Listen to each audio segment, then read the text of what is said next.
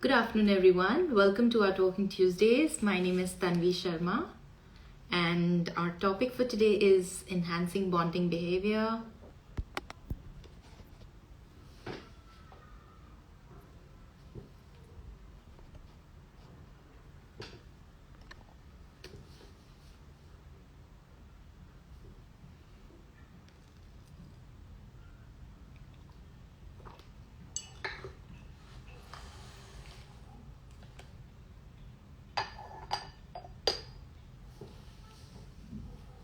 Hi, everyone. Today we are going to talk about bonding, tips for bonding, how to connect with your baby.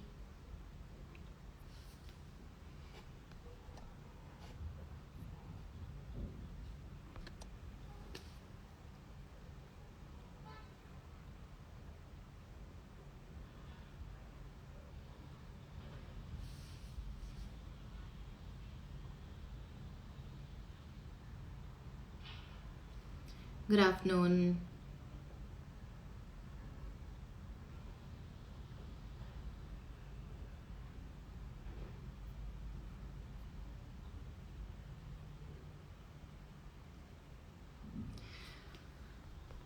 I can see some new names who have joined us for this Talking Tuesday. So welcome. Every Tuesday we take up a topic and we do a very short discussion around it. And in case you have any questions or anything, you can leave it here or leave it in our IGTV comments, and we can reply to you later. So if you want to go through our other topics for Talking Tuesdays, you can just access our IGTV or our YouTube channel as well.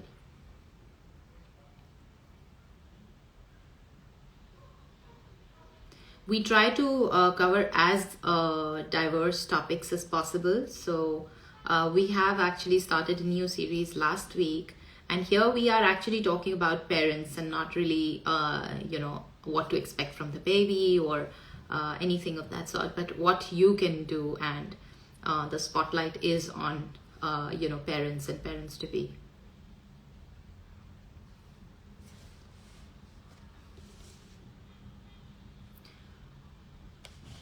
Okay, I'm just waiting for Divya to join.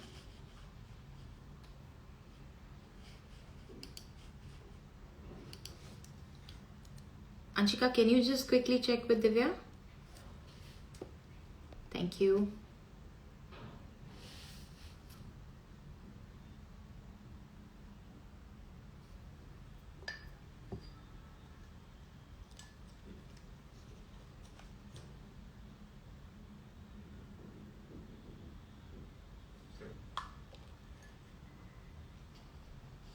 Yes.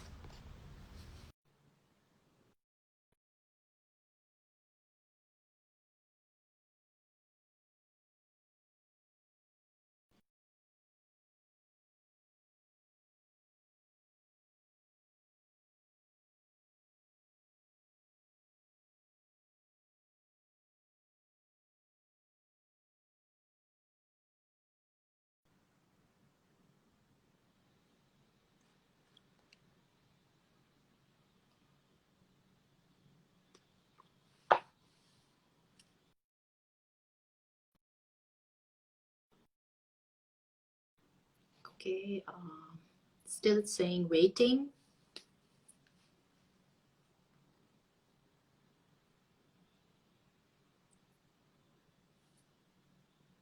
Just wait for 2 more minutes.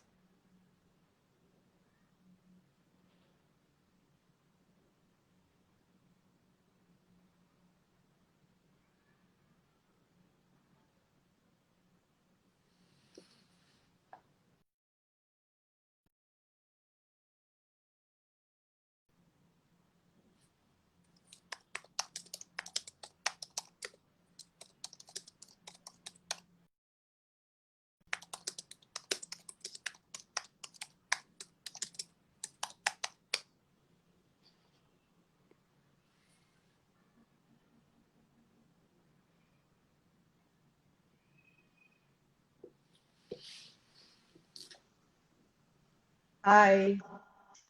Hi, good afternoon, Divya. Good afternoon. I was here all the while, but somehow it wouldn't connect. Okay.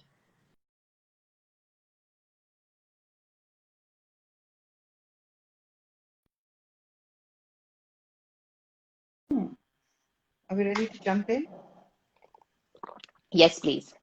Okay, so we are on our second segment and we are talking about attachment and we are talking about some tips to enhance attachment. But let's just take a step back and say, what is the goal for every parent? So I'd like to put up three goals. If anybody has a different idea, write to us.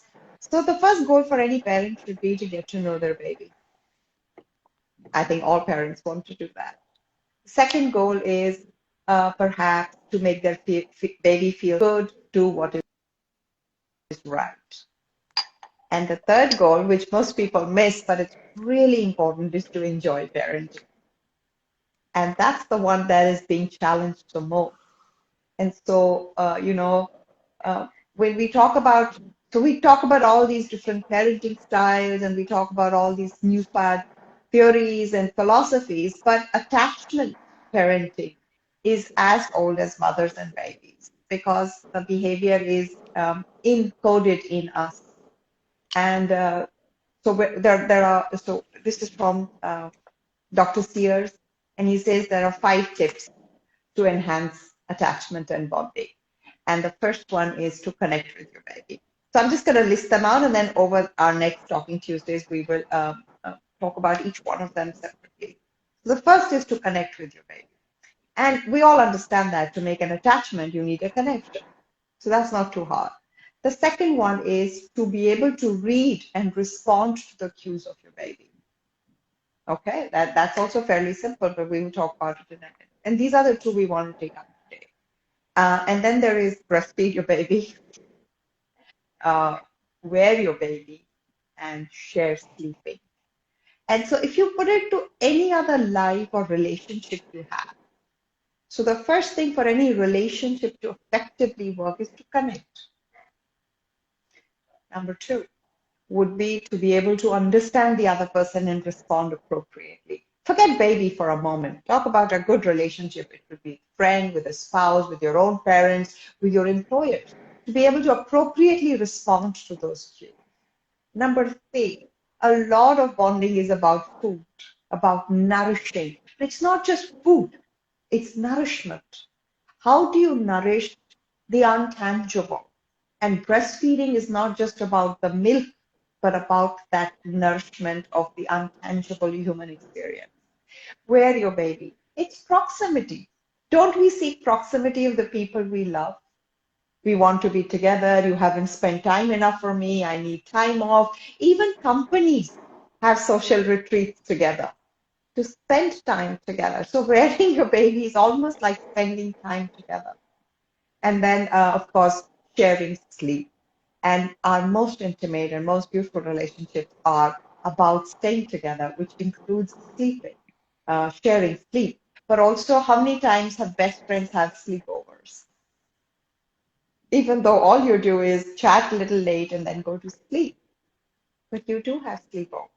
So I could say that let's try to bring similarity between other relationships that we've developed to this period as well. That we are doing somewhat similar things for the baby. And so, a lot of people would say, yeah, that's true, but when we are in a relationship, it's a give and take. But in a parent-child relationship, you're the key giver or the caregiver, but you're the person who's giving. And I don't believe that to be true. Because the biology in us, and this is not just for mother, but also fathers, the biology in us actually feels rewarding. And how many times people say, when I talk to the baby just looks at me. There is certain reward in that connection with the baby. So it isn't only giving, even though the physical work is the parent. And that's true, because they're so small. So it seems like a one-sided flow of the parent giving to the child, but they are getting back as well. And that's where my third goal lies, enjoying parenting, the joy that arises in you, the reward that your brain fires. It's not a concept. of reward. It is truly rewarding as a physical sensation in you when your child smiles back at you, when the baby holds your hand, all of these little things. And this is what actually elicits a response from the parents. The response, the reading of the cue and the responding. The baby's behavior is designed to pull the parent in. And how many of us have actually experienced that? And the outside narrative is saying, oh, don't do this or avoid this or don't follow your intuition. But truly the reward when you're a breastfeeding mother in the middle of the night, you're tired, you're leaning back, your eyes are closing, the baby just clutches onto your clothes. How does that feel? And so there is truly a reward. So it's not like you're just giving, you're giving care, you're doing the hard work, but it's also receiving. So it is a two-sided relationship. And I think that understanding or that shift of perception meets our third goal, enjoying parenting. It's not going to be an equality that I have done this and you will do this, but it is I'm giving and I'm getting. Forget who, but I am giving and I'm getting. And what am I giving? Of course, I'm giving care, but I'm actually giving love. And what am I getting? I am getting love. And so, in that terms, it is indeed equal or even more than what I've given. So, that's the background with which I want to start. And I'll take our first tip of attachment, and that is called connection, connecting with your baby. And uh, we've talked about it extensively. That is what we're saying. That's what research says, that you can begin to connect with your baby, and that's that one-way street between the parent to the baby. And I'm using the word parent very deliberately because I want fathers to feel very included, because we're going to talk about that as well. That one-way uh, street from the parent to the baby is called bonding. So you can bond with your baby even when the baby is in you. And how can you do that? You can start to think of the baby as a person. You can start to imagine, visualize, read, sing, dance, become aware of the baby's presence as a constant companion for you. If you start that connection early, then connecting after birth is a part of the same continuum. You're not really making any effort. You don't really have to do anything to connect. By just being together, you're connecting. Then, of course, we all know about that really magical hour after birth. And so, coming back to the mother, and there are mechanisms of bonding or connecting right there. And then, of course, proximity and so on and so forth. So, connecting with the baby. But the key of the connection is that you are imagining, you're believing that there is a person at the other end of this connection. And that person is meaningful to you. When you acknowledge that, the baby feels loved and wanted. Everybody wants to feel loved and wanted. So that's the connection. You are making the first step to that connection, and you say, and if you start that connection early, you can continue it for a lifetime. Now, in the current situation where people are giving birth in hospitals, and there's a great uncertainty, and not always we are following or letting nature unfold, and there are interventions, or there is a need for an intervention. So I'm saying it very deliberately again. There are interventions which are routinely done, and then there are interventions that are truly needed. But in any case, the end result may be that that critical period or that sensitive period is lost. We will bank upon our connection that was coming from the prenatal period to recover it again. A part of that, as a parent preparing for that would also be to take a closer look at how you want to give birth, where you want to give birth, with whom do you want give birth, who's going to be there in your birth, how much investment you have done towards preparing for that birth. And when I say this, at one hand, we say that parents don't have to prepare for birth because it's coded in there. But as we translate that biology in the outside world, we have to prepare everybody else to come in on the same page as our biology. So, which means either you're advocating for yourself and your baby to the doctor, and in our cultural scenarios, fathers play a very important role because they can say and do things in terms of advocating for their family that mothers may feel pressure to not do it right now. We've talked about how our systems work differently when we push against pressure.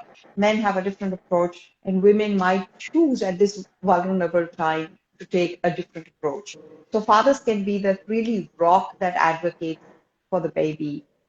whether there is an intervention or not, is it avoidable, choosing a care provider, enhancing the mother's confidence in herself, letting her know that she's supported and they are there, um, listening to her, seeing what she needs. So many different ways you're being the father of this baby because you're protecting the realm in which the baby is coming. And I know that your husband played that part really well, Tanvi, when the first one was born. So there are many, many ways that you can ensure that that connection is not disrupted and that what nature has given us as a gift as that sensitive period is well utilized. And if it is disrupted for some reason, then the mother feels supported enough to recover. Because a mother might have to, because of what has happened, might have to deal with separation, might have to deal with disappointment, might have to deal with physical pain. Uh, and then add to it if we have regrets and guilt and, fighting through a system that is pulling her down, a lot of her energy is wasted there rather than offering it to the baby to renew that connection or to nurture the baby so that they can overcome this disruption that has happened. So connecting to the baby is our first tip. Second tip is about reading the baby and responding to the cues. Now, unfortunately, we are hearing there's a huge drive for whatever reasons around baby care that is not baby centered. That is not approaching actually reading the baby's cues and responding, but in a sense, forcing the baby to fall into a certain paradigm, whether we call it discipline, we call it independence, we call it whatever we may call it, give it a nice label. But we are thinking that the baby will fit into it, which means if the baby cries, don't pick them enough. So there's a cue. I mean, what could be a bigger cue of the baby to read than crying? I can't handle this. It's too much for me. Help me. I mean, it couldn't be a louder cue than that. And are we responding to it? And then we are hearing the story. They're saying, "Oh, don't pick up the baby when the baby's crying because you're going to spoil him. You should know that his bad behavior is not going to go unpunished. We are not going to give in to his bad behavior. The baby's not behaving badly. He's only doing the only thing he can do or she can do. That's all the baby's doing. And instead of being met, the baby's being ignored. So you're giving a message, all right, but I don't think the baby's brain can understand I'm being punished for my bad behavior because it wasn't bad behavior to begin with. It just says, oh, okay, even though I scream, nobody cares. So that's the opposite of responding to a cue. And so there are many such little cues that babies give, whether it's clutching to your finger, whether it's making eye contact. And it's interesting that most of these cues have a responder. So it's a transmitter with a responder in the parent. And again, I'm using the parent word very carefully because it's mother and father. So there's a transmitter in the baby saying, I need help. There's a responder in the mother and the father that they can't contain themselves. When we tell mothers to let the babies cry, it also is very stressful for them. We know that new parent is stressed by the baby's cry. So there's a risk. So, when we say read and respond to cues, we're not telling you to learn something very new or, be very technical. To acknowledge that there is a transmitter and a receiver and they work together and just respond to that. Let it be, let's say, let it move you rather you move something. So it's not that kind of thought. And so when the baby looks at you, the baby coos back, the baby sighs, touches, so many tiny, tiny cues that the baby gives. The way they make a face, very soon mummies know, oh, that's the potty face. Or, this baby is just, okay, is getting ready to pee. Or she's ready to be fed. How do you come to that knowledge? How does it dawn upon you? There's no manual, there is no logic, there is nothing tangible, but because there's a transmitter and a receiver that goes together. So when we consistently respond to cues, attachment happens. If you are with somebody, you're living with somebody who constantly pays attention to you, does that not say enough that they love you, that they care for you? But also the quality of their, if say you have somebody who says, oh, you eat at 3 o'clock or 2 o'clock, and this is your lunch, this is your dinner, everything is being laid out for you, but no attention, no intent behind it. Do you feel connected the same way or loved the same way as, if somebody just says, okay, what will you eat? And, it is already thinking you like this to eat, so let me have it ready. And has actually organized themselves because they care about you. Nothing speaks louder about love than that. And that is the fundamental of attachment. And of course, in psychology, we say that there are different kinds of attachment, but the most supportive of human life is secure attachment, and it has benefits both ways. So yes, it will take a lot of your time. Yes, it's a lot of investment, but there's a lifetime of return um, from your child in terms of their health, mental health, physical health, learning, mental, cognitive, every way possible. There is a lifetime of benefit that comes from there. So, first two tips for attachment. Uh, Connect with your baby, and you can start that prenatally. And it is not technical at all.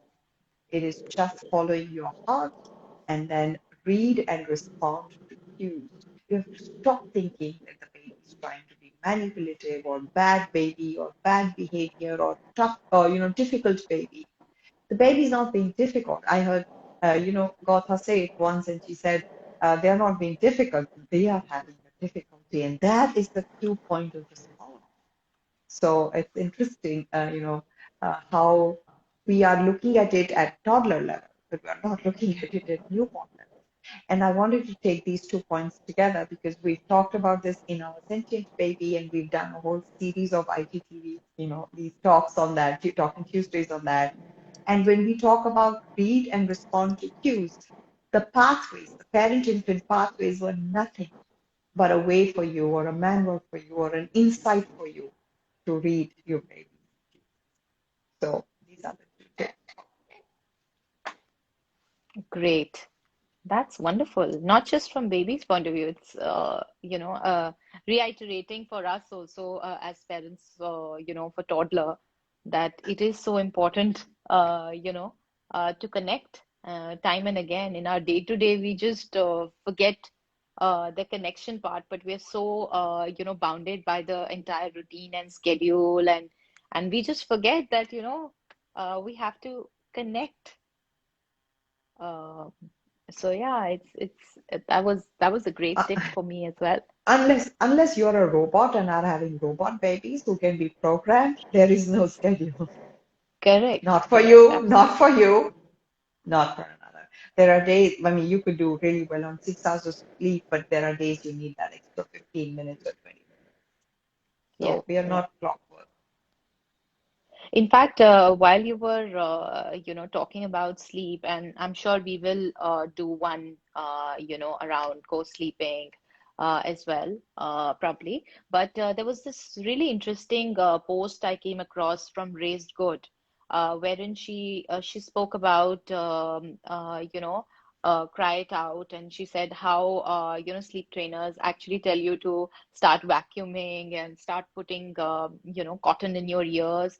And she's like, but does that mean it never happened? Are you trying to No, say that but the babies don't remember? And but what about you? yeah, but it's Does that mean interesting it when you're never saying happened? that. When you're saying that to block it out, I'm just following the Star Wars. I'm watching the whole series again. And every time you're jamming the communications by Yeah, putting the vacuum on, you're adding noise to the communication so that you won't hear it. But the transmitter is still transmitting, the receiver is being jammed. yeah, And it's kind of sad because this also arises from this story of that we have to give to the baby and there's no yeah. return. And that's why when I put up the first three, the goals, I was very clear that I want to put out the goals. And the third one is to enjoy parenting. Because when you're deliberately drowning out the cry of your baby, that's truly not enjoying anything, forget Yeah, parenting. Those moments of your life are not, are not filled with right. joy. Correct. Absolutely. Awesome. So that was a great topic, Divya. I think, in fact, we have a entire course on our e-learning platform on prenatal bonding as well, wherein Divya has put some activities and some other tips as well on how to bond with your baby prenatally. So if any one of you is interested, you can just go to our e-learning platform, elearning.birthbonds.com, and you can have a look at it there as well. You know, And there's something that I sorry, wanted go to ahead. jump in and say. So when we had first started our coffee cons, our very first conversation with Yasmin was mothering through Mothering breastfeeding. through breastfeeding. Yeah. And see, we come back. So there are a few simple principles of life. You know, life is pretty much simple. We can approach it from different directions and see different facets of it, but it's pretty much simple. Right. So for those of you who have just joined us, this IGTV video will be up on our page as well, so you can have a look at these. We basically spoke about certain tips around bonding with your baby, so you can have a look at our video for later as well. So thank you so much for joining us today. We will be bringing you another topic, another interesting topic for next week. So watch out for our, Instagram posts, and we'll let you know more about it. Thank you so much, everyone.